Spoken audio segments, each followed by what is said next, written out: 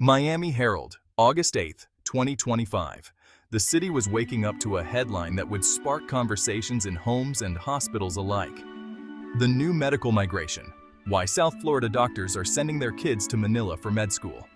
The article questioned the future of American medical education and why families were looking halfway across the world for answers. Dr. Alan Carmichael, a respected Miami cardiologist, folded the newspaper and stared out at Biscayne Bay, troubled by the choices ahead. He'd spent decades healing hearts, but now his own felt heavy with uncertainty. His son, Leo, sat across from him, the air thick with tension. The room was filled with unspoken questions, both men searching for the right words. Leo had the grades and ambition for a top American med school, but Alan saw the toll the system took: crushing debt, relentless burnout, and the slow erosion of empathy. He remembered colleagues who had lost their spark, and patients who felt like numbers. Alan wanted more for Leo, not just a skilled doctor, but a compassionate one. He dreamed of his son practicing medicine with heart, not just with hands. A Filipino colleague had suggested Manila, describing a medical education rooted in community and hands-on care, where students learned not just from textbooks, but from real people and their stories. At first, Alan dismissed it. Manila felt too far, too different, a world away from everything they knew. The idea seemed almost impossible, but the idea grew. He imagined Leo in a place where medicine was still about people, not just prestige or profit. In Manila, students volunteered in clinics, learned humility, and built bonds with patients from all walks of life. Alan proposed it to Leo, who was shocked. "You want me to leave everything for a place we've never been?" Leo's voice trembled with disbelief, torn between fear and curiosity. Alan urged him to look deeper, to consider what kind of doctor and person he wanted to become. He spoke of the value of empathy, of learning from different cultures, and of the courage it takes to choose a new path. The decision hung between them, a leap into the unknown, but maybe towards something better. The family sat in silence, each weighing the risks and the promise of a different future. The future was uncertain, but hope lingered. In the quiet morning light, they realized that sometimes the bravest choice is the one that leads you far from home and closer to who you truly want to be. The flight from Miami to Manila was a long, suspended moment of doubt, a journey that seemed to stretch on forever, with every mile bringing more questions than answers. The hum of the engines was a constant reminder that there was no easy way back.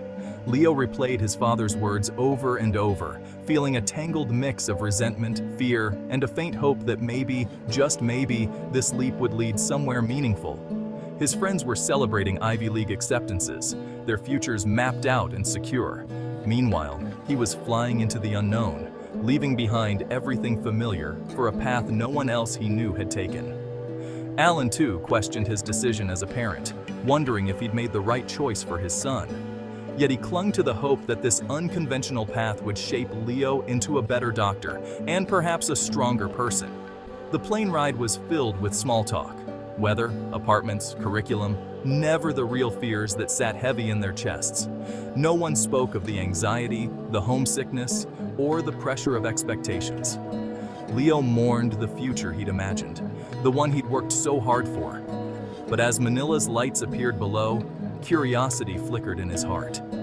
What would this new city hold for him? Was there a new dream waiting to be discovered? Alan placed a reassuring hand on Leo's shoulder, a silent promise that he would not have to face this alone. "Whatever happens, we'll face it together," he said, his voice steady despite the uncertainty swirling around them. The doors opened to a new world neither could predict, a place full of unfamiliar sights, sounds, and possibilities. They stepped out, united in uncertainty, their bond stronger for the risks they were taking side by side. The leap was real, and there was no turning back. Every step forward was a step into the unknown, but also toward growth. The adventure and the test had begun. Manila awaited, ready to challenge and change them in ways they could never have imagined. Stepping out of the airport, Leo was hit by a wall of humid air and a cacophony of city life. The chaos was overwhelming. Jeepneys, street vendors, unfamiliar language. Their apartment was modest, a far cry from Miami's comforts. Everyday tasks became challenges: Homesickness was constant. The university campus was an oasis, older, less high-tech, but alive with community. Classmates from around the world welcomed him, but Leo felt like an outsider. Gradually, Manila's charms emerged: street food, jeepney rides, learning Tagalog. Alan encouraged Leo to see beyond the surface. "This place has a rhythm, listen." Slowly, Leo began to adapt. The city's energy became less intimidating, more inviting. He started to belong, if only a little. The culture shock faded, replaced by curiosity. A new life was taking root. Leo's first anatomy class revealed the difference. No giant lecture halls, just small groups, immediate hands-on learning, and professors who knew every name.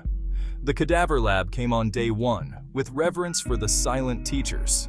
The curriculum was rigorous, but focused on clinical application, not just memorization. Early clinical exposure put Leo in real clinics, learning to diagnose with limited resources.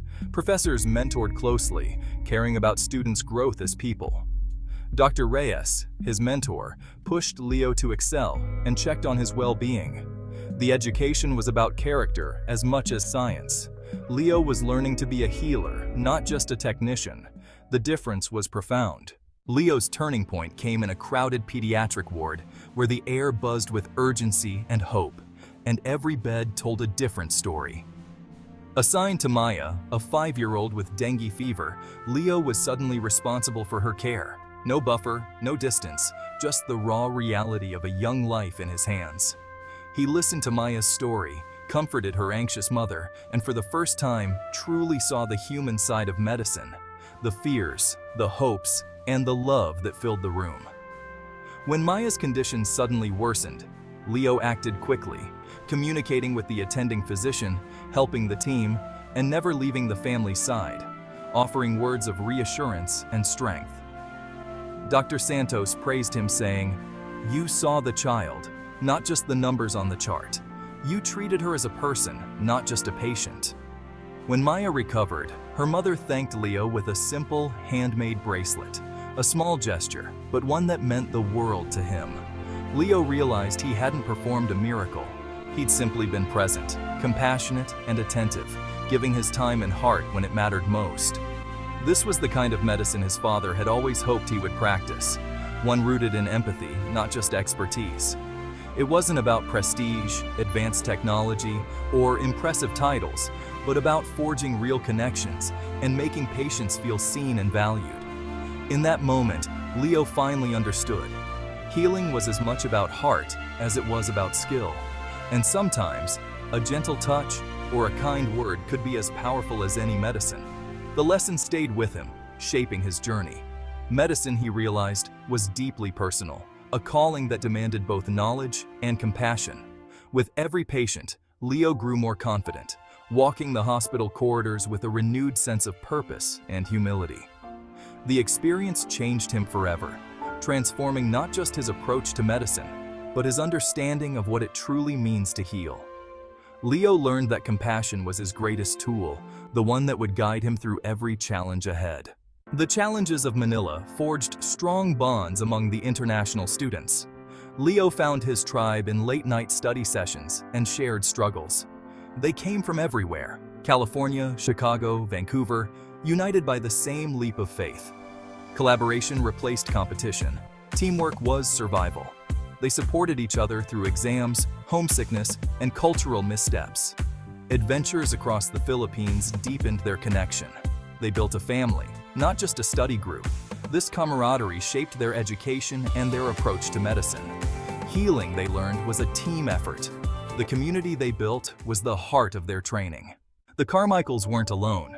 More American families were choosing the Philippines for medical school.